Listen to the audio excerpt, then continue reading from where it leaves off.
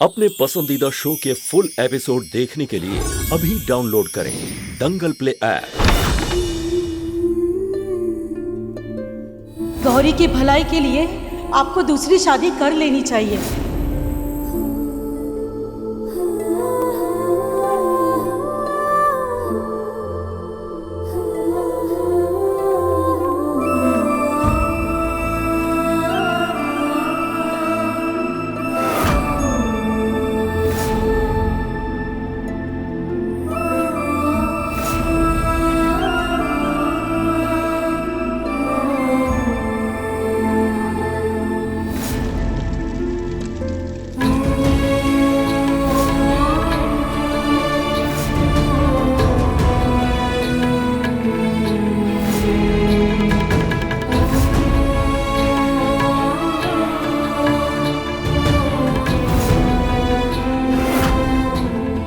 हे भोलेनाथ,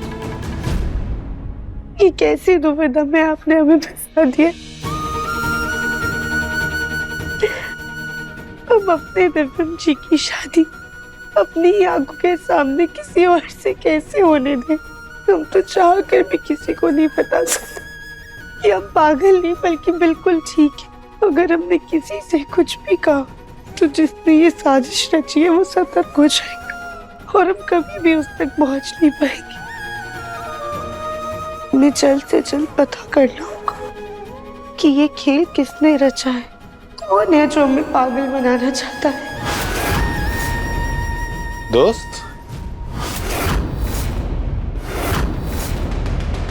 हमें तो यकीन ही नहीं हो रहा है कि हमारी होने वाली सास ने शादी के लिए जहर खाने की धमकी दी और साथ ही साथ राधिका ने भी दिव्यम से कह दिया कि इससे शादी कर लो।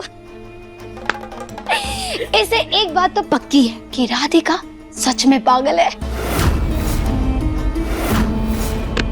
हाँ, राधिका की हालत सही होती तो वो तेरी और दिव्यम की शादी के लिए कभी भी हामी नहीं भरती। वो कोई ना कोई बहाना तो जरूर बनाती। चमक, लेकिन इतना खुश होने की जरूरत नहीं है। खुश होने की जरूरत नहीं है मतलब ये कि बाकी घर वाले तो तैयार है। दिव्यम जी के मन में अभी भी कुछ उलझन है। तुम्हें दिव्यम जी को किसी भी हालत में पटाना होगा, फिर तो तुम्हारी शादी पक्का होके रहेगी। हमारी प्यारी मौसी जी, आप थे ना वहाँ जब सासू माँ ने धमकी दी थी। तुझे अपनी जिद की पड़ी है ना, तो बैठा रहे अपनी जिद को पकड़ के। अब आगे जो भी हादसा होगा ना, उसका जिम्मेदार सिर्फ तू होगा। और सासू माँ की धमकी दिव्यम जी को यहाँ जाके लगी है। आज नहीं तो कल दिव्यम जी हमसे शादी करने के लिए हाँ बोल ही देगी।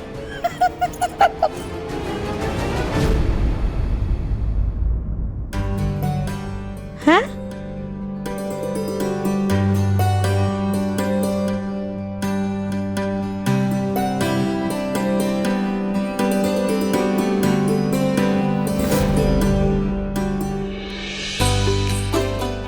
ठीक हो?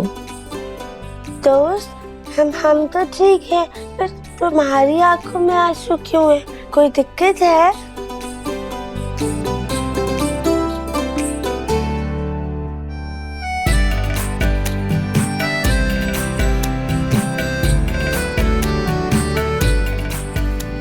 अरे दोस्त, तुम तो इतने स्ट्रॉन्ग हो ना, इसे रोते नहीं है।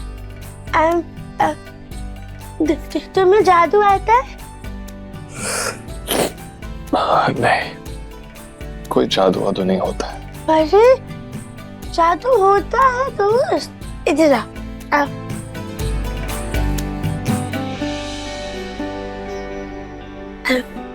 तुमको पता है, दादी कहती है कि ये जो भोले बाबा है ना, इन्हें जादू आता है। तुम अपनी परेशानी इनको बताओ, ये ऐसे डम डम डमरू बजा के ना सब ठीक कर देते हैं।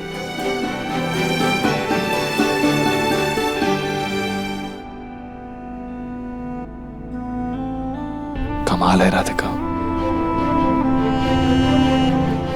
ऐसी हालत में भी तुम्हें भोलेनाथ पे पूरा विश्वास है।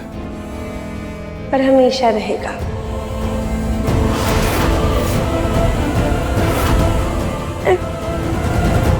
अरे ऐसे क्या देख रहे हो, जैसे करो तभी तो डमरू बजाएंगे।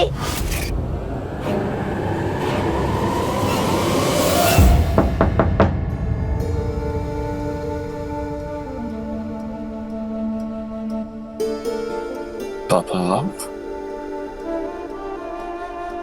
दिव्यम बेटा, मुझे तुमसे कुछ जरूरी बात करनी है। मैं अच्छी तरह से जानता हूं पापा कि आपको कौन सी जरूरी बात करनी थी। एक सेकंड रुकिए। आओ दोस्त। राधिका की हालत देखिए, आपकी बेटी जैसी है ना ये। आप ही कहते हैं। मुझे सच सच बताइए, राधिका के साथ जो हुआ, एक पल के लिए सिर्फ सोच लीजिए कि वो मेरे साथ हुआ होता, तो क्या आप राधिका को वही कहते हैं जो आप मुझे कह रहे हैं?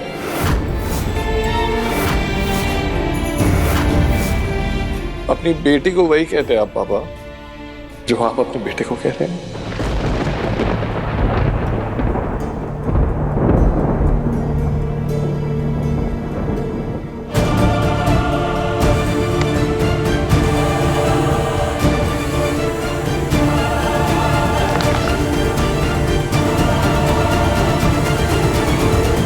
मैं तेरे जज्बातों की कदर करता हूं बेटा।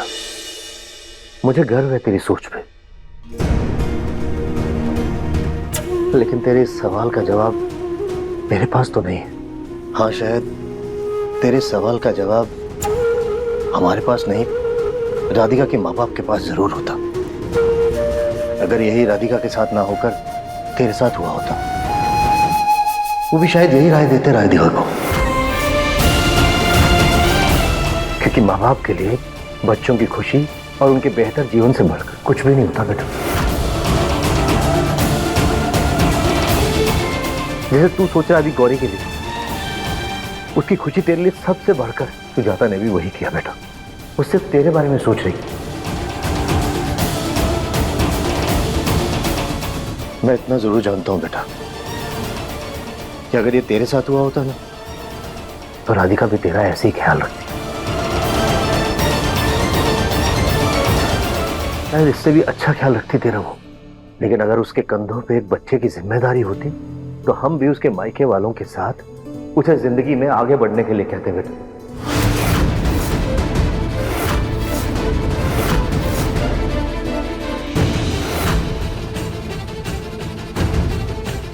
राधिका की हालत में बिल्कुल भी सुधार नहीं है बेटा, और सुधार होगा भी तो कब होगा ये हम में से किसी को नहीं पता।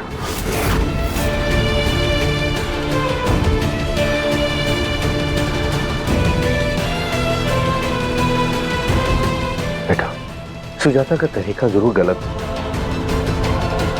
लेकिन उसकी बात बिल्कुल सही थी बेटा। खुद के लिए ना सही,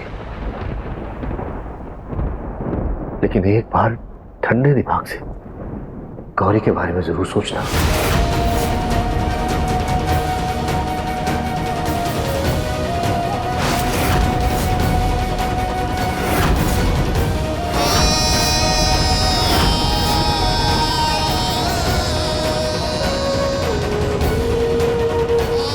जो भी फैसला लेना बेटा, सोच समझ के लेना।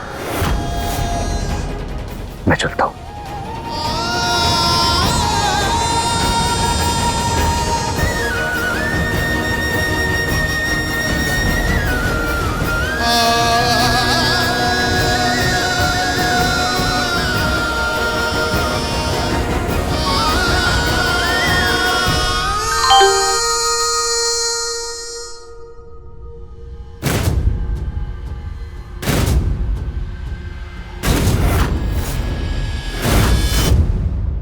अनाथ आश्रम वालों का मैसेज।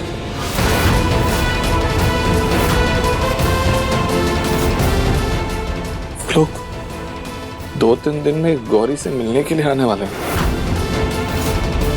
लेकिन अगर वो लोग यहाँ पे आएंगे और राधिका को इस हालत में देखेंगे तो पक्का वो गौरी को ले जाएंगे। क्या करूं मैं? राधिका के होते हुए मैं चमक से कैसे शादी कर सकता हूं?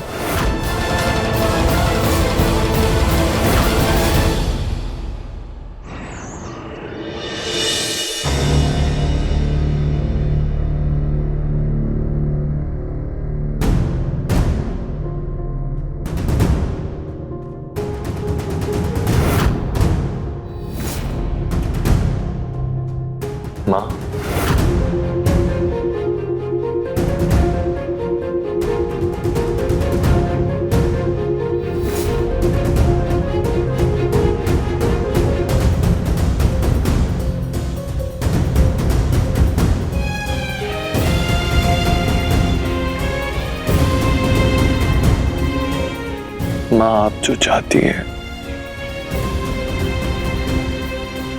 वो मेरे लिए करना बहुत मुश्किल है। तो उस राधिका को घर में रखना भी हम सबके लिए बहुत मुश्किल है।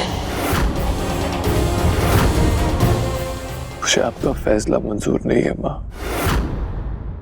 लेकिन मजबूरी में मैं आपकी बात मान रहा हूं।